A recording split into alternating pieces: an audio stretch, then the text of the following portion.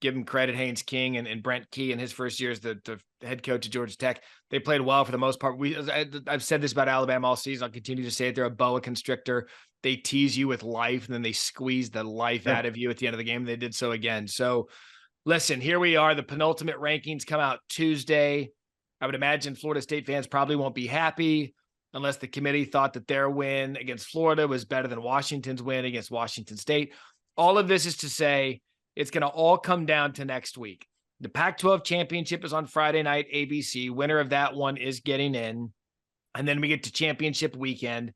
SEC champ, the one thing where chaos could become an issue is if Alabama were to pull off the upset against Georgia. I have argued with Mullen. I've argued with Galloway about this. I don't think there's any way in the world that they would leave Georgia out for losing to Alabama, having one loss in the last game of the season. You might differ, but I think the Pac-12 champ will get in. I think Alabama and Georgia would both get in if Alabama won. And then I think Michigan would get in. And then you've got Big 12 left out, which would be the Texas-Alabama head-to-head. There's so much that could go wrong and right here in the same sentence with next weekend.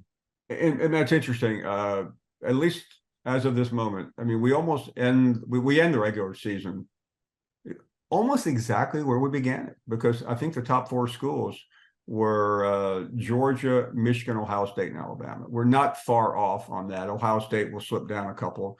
But it's as unpredictable as these games have been. The season has gone fairly predictably, and if you're a Florida State fan, you've already whiffed one time. You needed to make a statement against Florida. You didn't. Congratulations, you beat Billy Napier.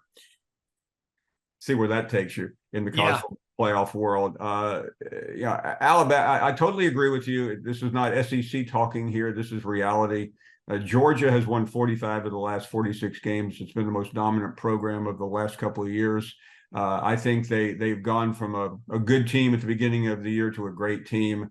And I just don't want to hear gobbledygook Tuesday night about, they've got, this team's got 4 top 25. I mean, they're Tennessee last week, Matt, after losing 28 points to Missouri and 28 points to Georgia, I think they may have moved up in the poll or something. I mean, it's just, there's no rhyme or reason to this top 25. Yeah, it'll be interesting what they do Tuesday. If you're a committee member and if this comes down to the end, which we think the SEC championship will, I just don't know how you can be the number one team for this long and then suffer one loss and be left out. No. And I think that's the one place where we could get chaos is if Alabama pulls off the upset. Texas and Oklahoma State.